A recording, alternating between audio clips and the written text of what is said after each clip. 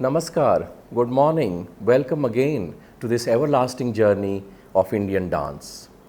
You have been in this class and gone through many aspects of Indian dance, especially Bharatanatyam, which we have been talking about.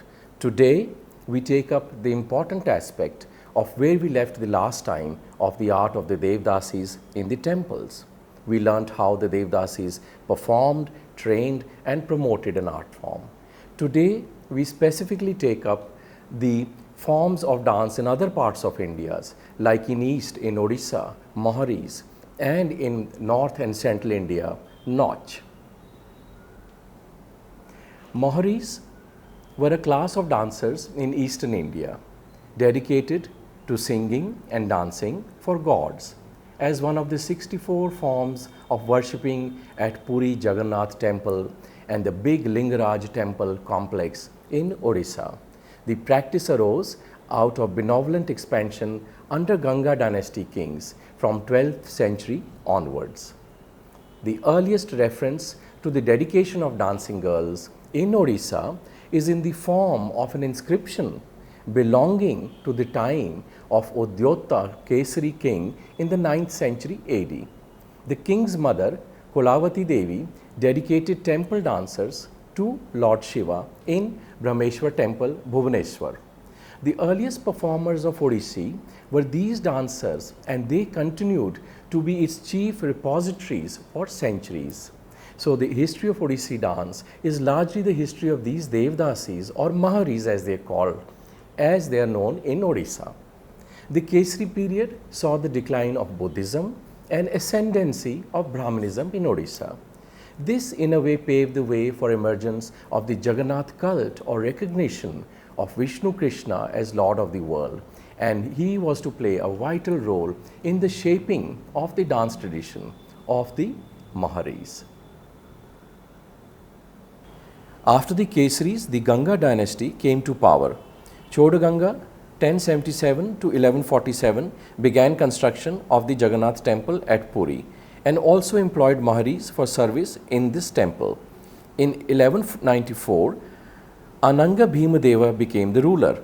He built several temples and constructed the Hall of Dance, the Nata Mandir, as an annexee to the Jagannath temple for performance of the Mahari-s and musicians who were in the service of the temple. Celebrated composer Jayadev lived at this time, and his Geet Govind later became an indispensable part of the rituals at Jagannath temple. Towards the close of the Ganga rule, King Rajaraj Deva appointed about 20 dancing girls for service in the Jagannath temple. In 1435, Kapilendra Deva established the rule of Surya Vamsa solar dynasty. He introduced the custom of having the Mahari dance twice a day at Jagannath temple, once at the time of Bhog, Lord's midday meal, and at the time of Bara Shringar, Lord's ritual adornment before being put to bed. He also started the tradition of having the Geet Govinda sung every day as part of the temple's daily rituals. Kapil Indradev's son Purushottama Deva defeated Narasimha Salva of Kanchipuram and married his daughter Rupa Ambika, who was renamed Padmavati. Of her own accord, Padmavati enlisted herself as a Mahari, and the temple honored her with the Gopasadi award for her services as a dancer in the Jagannath temple. The temple chronicle Madala Panji records the act. This suggests that Mahari-s were held in respect at that time, and that a woman considered it a great honor to be permitted to serve the Lord as a dancing girl. Reference to dance rituals at Jagannath temple can be found in the Skanda Purana, 10th and 11th century AD. After Purushottama Deva died in 1497, his son Prataparudra Deva ruled that only Geet Govinda should be sung in Jagannath temple. Ramananda Patnaik, the governor of Rajendri, met Saint Chaitanya, who lived around this time, and relinquishing his post, lived in the service of Jagannath at Puri. He is credited with having introduced Abhinaya in the dance of the Mahari-s and was also the first to engage them to take part in drama. Till then, the performers in dramas had been exclusively men and boys. Ramananda Patnaik wrote the Jagannath Ballava, a beautiful synthesis of poetry, music and dance. The Mahari-s of Jagannath temple assumed the dancing and singing roles in the play, which was staged in the temple in the presence of the king. The word Mahari had several connotations. Some say it is Mahari Nari, great woman. Others opine the name could have been derived from Mahaprasadi or sacred offering, Maharani or the principal queen. Scholar Sadashiv Rattasarma opines the word Mahari must have been derived from the word Mahanagari. According to Sloka of Atharva Veda, professional dancers were called Mahanagari. When Jagannath temple became the matrix of the religious and cultural life of Odisha, the role of the Mahari-s in the daily rituals and festivals is clearly defined. It is said that in the 12th century, King Chodagangadeva established 7 colonies for temples adjacent to the temple, and these places allotted to the Mahari-s were known as Anga Alasa Patna, the place of bodily gestures. Mahari-s are the holy brides of Lord Jagannath. A piece of cloth is taken and tied around the idol, around the head of the dancer also, by the temple priest to symbolize her marriage to the deity of the shrine. Mahari-s are vowed to chastity, and their sacred duties and daily life are supervised by the Meena Nayak and Sahi Nayak, temple servants appointed by the king. A valuable manuscript, Niladri Archana Chandrika, written by a Mahari of Jagannath temple, describes the ritual dances of the Mahari-s and their daily life and customs. Only a Devdasi who stayed faithful to a lord up to end had the privilege of having a body after death covered with the same sari she received during the ritual of the marriage with Jagannath, and having the embers for the cremation brought from the temple itself. Mahari-s are richly attired for temple service. After bathing, fragrant sandalwood paste is applied to the body. A colorful silk sari of traditional pattern is draped around the body and tied at the waist. The face is decorated with the sacred tilak mark between the brows and delicate pattern of white dots applied above the brows and on the cheeks. Fingertips, palms and feet are tinted crimson, and eyes are lined black with collyrium or kajal. The hair is parted and knotted in a chignon wreathed with flowers and adorned with golden curved disc pierced with a peg ivory of gold. Beautiful gold ornaments decorate the head, neck, arms, ears, waist and ankles. Covering her head with a veil, the Mahari goes to the temple accompanied by the Meena Nayak. She is escorted to the inner shrine by the Rajguru, who bears a gold mounted staff as a symbol of the king's authority. He is always present at the dance rituals. The Mahari bows first to the Lord, then to the Rajguru, before she begins to offer her prayers through dance. There are different types of Mahari-s according to their service. The Bhitar Gauni Mahari perform in the innermost sanctum, dance and sing at the time of Lord's ritual adornment before being put to bed. The Bahar Gani Mahari-s, though excluded from the sanctum sanctorum, perform in the Nata Mandir or near the Garuda pillar in the temple courtyard. Other temple servants who render daily service are the Gaudiyasnis, temple maids who fan the idol with chamaris, Geetaganis or singers, and musicians who play veena, drone instruments, drums, flutes, cymbals to accompany the dance. Early Mahari-s performed mainly Nritta or pure dance, and Abhinaya, which is interpretation of poetry, based on mantras and slokas. Later, Mahari-s specially performed dance sequences based on the lyrics of Jayadev's Geet Govinda. They were ordained to perform 5 times a day. The Mahari-s performed during the 9 days of the Rath Yatra, during June-July, and during the birth anniversary of Lord Krishna celebrated at the Jagannath temple. These Mahari-s were part of pedigree and learning. According to temple records, there were 20 Mahari-s serving Lord Jagannath in the 15th century, each dancer taking a turn in the daily rituals and all of them participating in religious festivals. There are 62 annual festivals in honor of Jagannath, and in 2 of these, the Mahari-s have an important part. In the Chandan Yatra and Jhulan Yatra, the Mahari-s as a community of Jagannath were exclusive teachers of their art. It was a custom for Mahari-s to adopt daughters and train them for dance service in the temple. Thus, the dance retained its artistic purity and sanctity for at least 600 years. By the end of the 16th century, Orissa had lost her independence and came under rule successively of the Bois, Pathans, Mughals, Marathas, and finally the British.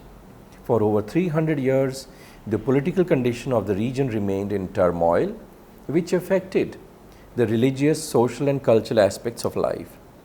Many times during this period, the seva services to Lord Jagannath had to be suspended. After Odisha was annexed to the Mughal Empire of Akbar in 1592, Ramchandra Deva, the Raja of Khurda, was appointed superintendent of the Jagannath temple. The Mahari-s, who were exclusively appointed to temple services, were now employed to dance at the royal court of Khurda, and from time on they lost their religious status. The Mahari-s ceased to be respected as servants of the Lord and came to be associated with the moral depravity. The Devadasi system suffered a grievous blow when royal patronage in the form of land grant, etc. ended. Some Devadasis families were forced to sell their rights to perform seva to others able and willing to pay. The transaction had to be registered with appropriate authorities. Once a Devadasi family sold its rights to another, it could not regain them. Another survival tactic employed by some was the sale within the precincts of temple itself of the prasad received by them. Yet many of the Devadasis could not survive with the proceeds of selling the prasad as their only income. Compelled by circumstances, they had to relinquish the Devadasi status and take to other service professions like nursing and teaching. Marriage to a mere mortal was another way out. Some of the last surviving Mahari-s, known to as Haripriya, Shashimani, Kokila Prabha, and Parashmani. Kokila Prabha used to sing Geet Govind every night at the temple to Jagannath at bedtime. After she died, this service was discontinued. Now there are no Mahari-s left to continue the rituals. The once vibrant Mahari tradition has gradually faded into oblivion and is already a thing of the past. Nautch was a term the Britishers used as a colloquial for Nautch, to dance. Essentially, these were North and Central Indian dancers, not necessarily attached to temples like in South India. These were general entertainers who served the society in many ways, including serving men in the world's oldest profession. As they became slowly part of British or Mughal concubines, the term itself became derogatory. Nautch girls were soon associated with houses of ill repute, and Mughal etiquette and court culture combined with British prudery and Victorian morality didn't make it easy for such artists. They were relegated to low position in society and generally lived off rich patrons. Their training and upkeep was the charge of either someone employed by the nobility under whom they served or by the court. Many examples abound about this tradition, and Lucknow, Meerut, Ambala, Banaras, Jaipur became the main centers. The Mughal courts also supported, and slowly Hindu courts had such dancers too. Thus arose two distinct cultures, those supported by Lucknow and those supported by Jaipur. Thus, two main styles of Kathak also got structured and named after these schools. Nautch partook of Kathak loosely in stylings and moorings. Nautch as dance form was not distinct but an amalgamation of many North Indian folk and classical traditions then prevalent in the society. Nautch represented cultural interaction between the native and early English settlers in India. Its professional exponent, the Nautch girl, held the White Sahib spellbound for nearly 2 centuries. Delicate in person, soft in her features, perfect in form, she captivated the hearts of ordinary Englishmen by her grace and charm and enthralled the more sophisticated among them by her conversation, wit, and enraptured the elite with her Nautch, which some have found superior to all the operas in the world. Professional Nautch girls and their performances have been described in numerous journals, travelogues, memoirs, and diaries left by European visitors, missionaries, and civil and military officials. The fare provided by Nautch girls fascinated most viewers, and many a Sahib was captivated by their seductive charm. The post-Plassey British Nawabs who had made quick fortunes emulated the ostentatious lifestyle of native princes and omras. They even maintained their own troops of Nautch girls and musicians for the entertainment of their guests. A dinner in the community was usually followed by a Nautch performance. So were other festive occasions, such as the celebration of a king emperor's birthday and visits of dignitaries to civil and military stations. Nautch girls would also accompany the British Army whenever it was on the move, entertaining the soldiers on the way. At times, they were also engaged to welcome arriving guests on the highways. An army officer in his journal in 1783 states he was met by his friend Major McNeill, who was preceded by a troop of Nautch girls. The latter encircled his palanquin, dancing until he entered the Major's house in Arcot. Nautch girls catered to a mixed society, but it was men who got into the spirit of the Nautch. Encouraged by the men's applause of wah wah, they would shed off their stiff, reserved, cool propriety, displaying their seductive charms. James Forbes, in his Oriental Memoirs, 1813, pays this compliment to Nautch girls. They are extremely delicate in their person, soft and regular in their features, with a form of perfect symmetry, and although dedicated from infancy to this profession, they in general preserve a decency and modesty in the demeanor, which is more likely to allure than the shameless effrontery of similar characters in other countries. The quality of the Nautch and the class of Nautch girls varied from place to place, as did the reactions of the British spectators. In an early 19th century account, Captain Mundy describes a splendid Nautch party held in honor of the Commander-in-Chief by the company's political agent, Captain Wade, in Ludhiana, where 46 Nautch girls entertained the guests, only to be surpassed by the British resident at Delhi, who honored the Commander-in-Chief with a performance by Nautch girls numbering 100. The Nautch became a common form of entertainment in the mansions of the English merchants turned rulers in Bengal and other parts of India. The immense popularity of the Nautch can be judged by the fact that at times a dance performance would begin in the evening and last until daybreak. Among the prominent and most colorful British residents of Delhi at that time were Colonel James Skinner, known as Sikandar Sahib, and Sir David Ochterlony, nicknamed Loony Akhtar, who lived in royal style and held lavish Nautch parties to entertain the English community. Colonel Skinner, a great patron of Delhi artists, would give away miniature paintings of Nautch girls to his guests, sometimes of the very same dancer who were entertaining them. One finds that one of the most popular numbers in the repertoire of Nautch girl was the Kahar Ka Nautch or Kuharwa, the bearer's dance, usually performed before a male audience.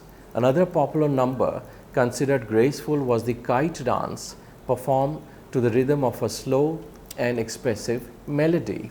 The dancers would initiate and imitate their gestures, the movements of a person flying a kite. The dances performed by the Nautch girls were simple. They did not follow any one classical style, but borrowed liberally from three dance traditions: Kathak, Dasyatam, and folk. The Kathak of early 19th century was simple. The repertoire of toras and tukras was limited, and primary focus was on storytelling. Kathak had not yet been transformed into an elaborate school of dance by Bindadin Maharaj and Kalka Prasad Maharaj. It was aesthetically pleasing and elegant, but not intricate and complex. Dasyatam was more complex but lent itself easily to use in the popular dance of Nautch girls. Folk dances added a charming and local flavor to the Nautch. It was up to the Nautch girls to masterfully incorporate elements of all three styles of dance into their performances. The Mor Ka Naach, dance of the peacock, Patang Naach, the kite dance, and the Kahar Ka Naach, the bearer's dance, were considered essential items in every Nautch girl's repertoire. In South India, the dance tradition continued to be associated with the temple. While Kathak flourished in North India, Dasyatam, also referred to as Sadir Naach, dominated the Nautch scene in the South. It was far more than mere visible expression of a sung melody. It had a life of its own with a direct appeal to emotions. Often the dance was in itself the pantomime of a whole story. Dr. John Shaw, in his account of Dancing Girls of South India in 1870, noted that their dance movements were marked by agility, grace, and gracefulness, and the turning and twisting of their hands, eyes, face, features, and trunk were in complete harmony with their nimble steps whilst they beat time with their feet. Their dance was more feminine and suited to solo performances in temples and later in a court and at other public functions. There were greater emphasis on pure dance and abhinaya or expressions as they recited songs, which were generally in praise of the gods but could also be interpreted in human terms for the benefit of their patrons. The songs of Nautch girls had as their themes either the amorous escapades in the lives of gods or conventional romantic tales, usually about the lover's yearning for the beloved. Until the end of the 19th century, songs in Persian were as popular as those in Hindustani. The one Persian ghazal by Hafiz, which dominated the Nautch scene for over 100 years and invariably evoked roaring applause both from the natives and from the European, was Taza ba taza, nu ba nu, fresh and fresh, new and new, a mirthful melody in which the poet recommends applying the principles of fresh and new to all he does, whether in drinking, making friends, or making love. This finds mention in numerous foreign accounts of the Nautch. There are even references comparing the singing style and the rendering of this ghazal by different reputed Nautch girls of the day.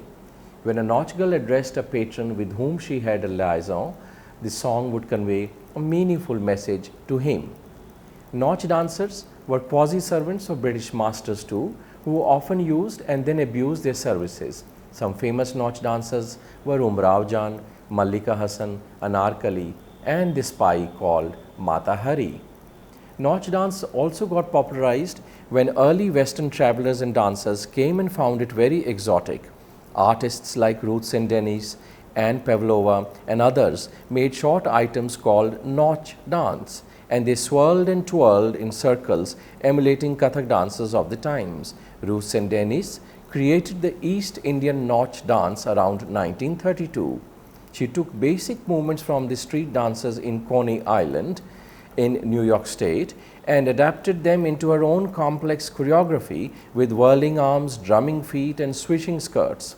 She developed a style and variety of Nautch dances with different costumes and themes, and they were popular not only in America and Europe, but in India as well.